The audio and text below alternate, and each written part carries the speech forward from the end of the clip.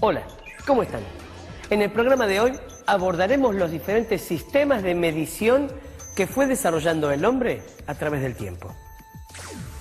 Desde la antigüedad, los pueblos tuvieron la necesidad de medir. Medir era fundamental, por ejemplo, a la hora de intercambiar productos. ¿Cómo saber si cierta cantidad de harina a cambio de cierta cantidad de aceite era un trueque justo? ¿O cuánta tela correspondía por cierta cantidad de madera? Frente a esta necesidad, los hombres empezaron a calcular distancias, tiempos, pesos, tamaños y capacidades. Empecemos por la longitud.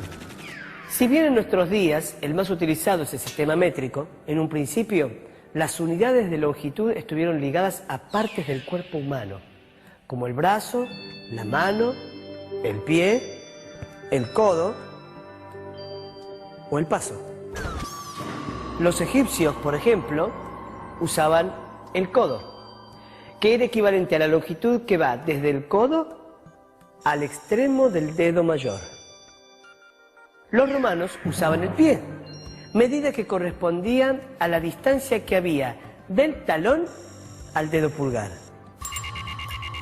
Y en Inglaterra, el rey Enrique I estableció que la distancia que había desde la punta de su nariz hasta la punta de su dedo pulgar, con el brazo extendido, se llamara yarda, y fuera la medida usada en su reino.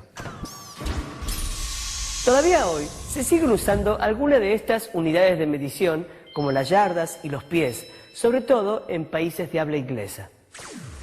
Y si bien cada país define sus sistemas de medición, existe un sistema internacional de unidades de medición para que podamos intercambiar productos sin problema.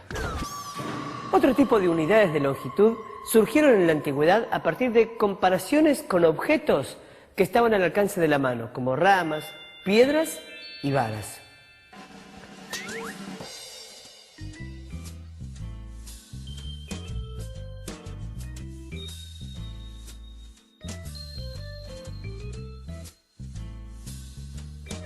Por suerte estos sistemas ya no se usan en nuestros días. Pero volvamos a la antigüedad. Entre las cosas que los hombres necesitaban medir, había una muy importante: el paso del tiempo. Para conseguirlo, se basaron en la observación de los movimientos del Sol, la Luna, las estrellas y otros fenómenos naturales que se reiteraban siempre. Y estas unidades de tiempo también se usaron para calcular superficies. ¿Saben por qué? Porque era muy fácil establecer una comparación entre el tiempo que se tardaba en arar o en sembrar una parcela de tierra en condiciones similares y la superficie trabajada. O relacionar el tiempo necesario para ir de un pueblo a otro por el mismo camino y la longitud que existía entre las poblaciones. Es una forma muy práctica que aún hoy se usa mucho porque proporciona una información rápida y bastante precisa. Por eso, hoy en día, nos encontramos carteles que nos indican que una estación de servicio o un supermercado está a 15 minutos, en lugar de indicar la distancia exacta en metros. O, por ejemplo, si estamos en un colectivo y preguntamos ¿cuánto falta para llegar al zoológico?, obtenemos como respuesta 15 minutos. Ahora, escuchemos a un especialista. Aunque no nos damos mucha cuenta, vivimos rodeados de instrumentos de medición. Vivimos en un mundo de mediciones.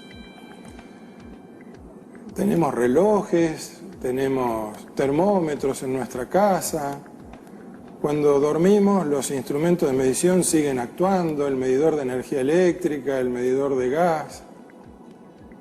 Es algo fundamental para la vida actual de las personas, pero también lo fue para la vida del hombre más primitivo, que necesitaba regular sus actividades.